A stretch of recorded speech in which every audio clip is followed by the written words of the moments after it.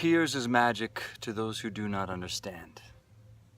So hundreds of years ago, everything that we know of as science today would be magic to somebody who had never understood anything about it, right? And that's really what, for me, the word God is actually a word that describes everything that science cannot yet explain. But it is all logically deduced and scientific and reasonable. For instance, reincarnation. I'm not saying I absolutely believe in that, it's only a theory.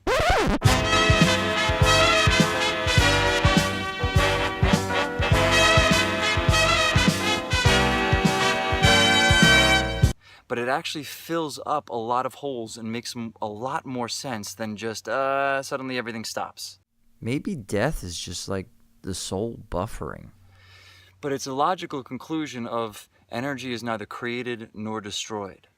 So then this energy, this thought pattern, this thought wavelength needs to go somewhere after this life stops in this body. So for me, it's a misunderstanding when we connect with our body and our minds and we think that we are the body or the mind. It's very limiting, right? And for those who do not understand, it appears like magic and appears like a bunch of spiritual mumbo jumbo. But it's actually quite scientific, and I love to see science catching up to spirituality because I'm a very logical person, says the guy with all this, a very logical, reasonable person. Well, not reasonable, but reason-based. And my intellect needs to have that understanding. It can't just be like, yes, I believe in this craziness. It needs to be logically following a thought pattern, right? And when I see that things like the Higgs boson, the God particle, is basically saying, science is basically saying, yeah, there's definitely something larger. And all the greats said it before, you know, Einstein, Tesla, everybody who's really gone into deep understanding of math and science has been like, yeah, there is something that we don't understand, you know? And it can't just stop with us. Like there's something larger. What was his name? Werner Erhard. He's probably not the first to say it. I'll quote a lot of different people that are probably not the first to say it, but I'll give them credit where I heard it, you know? He's like, you know, you think your opinions matter, go out and tell the stars and see if they have anything to say about it. You know, see if they change or stop doing what they're doing because of what you feel. And it's not about diminishing ourselves, right? It's about lifting ourselves up. It's about recognizing the power that we have as human beings. That if we relate to ourselves from a logic, if we relate to ourselves in a way that we are at our very core, absolutely beautiful and perfect expressions of divine love on this planet. And you know, when I say these things, there's so much behind it, which I'll get into all these episodes. Release of trauma, our thoughts. But if we originate from a place of love and perfection, so underneath everything, we start from there, then the way we relate to the world is totally different, right? And we think about love like there is a scientific vibrational force of love, you know, and I know that I want to step out of judgment, right? But we all judge about, oh, because I even have judgment, like, what is this?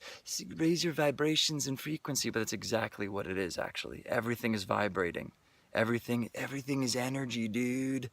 But really an understanding of that and how to practically apply that in our lives is a totally different story. So if we operate from a place of absolute love and perfection to begin with, then our needs and the way we relate to the world would be entirely different. If we didn't have to come from a different place to find our love, if we didn't need a love from outside, an outside source in any way, shape, or form. So if there was nothing that could actually take away or add to who we were as human beings, to our source of love and our source of infinity, so nothing outside of us. If we gain that source from the inside of us, then it would completely change the way we relate to the world. Our needs, our wants, our desires. Imagine a world. What would life look like if you just at your very core knew you were absolutely taken care of? You were absolutely safe, no matter what. And you say, well, there's times where we're not safe. I understand that. It's about discernment. But understanding that at your core, we actually are safe.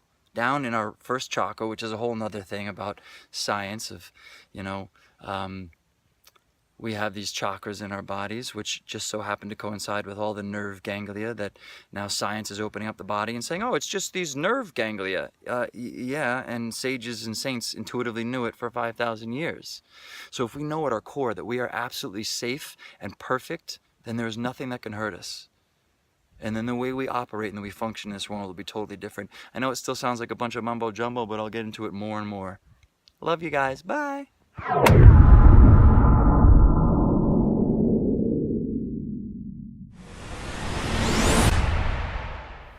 What?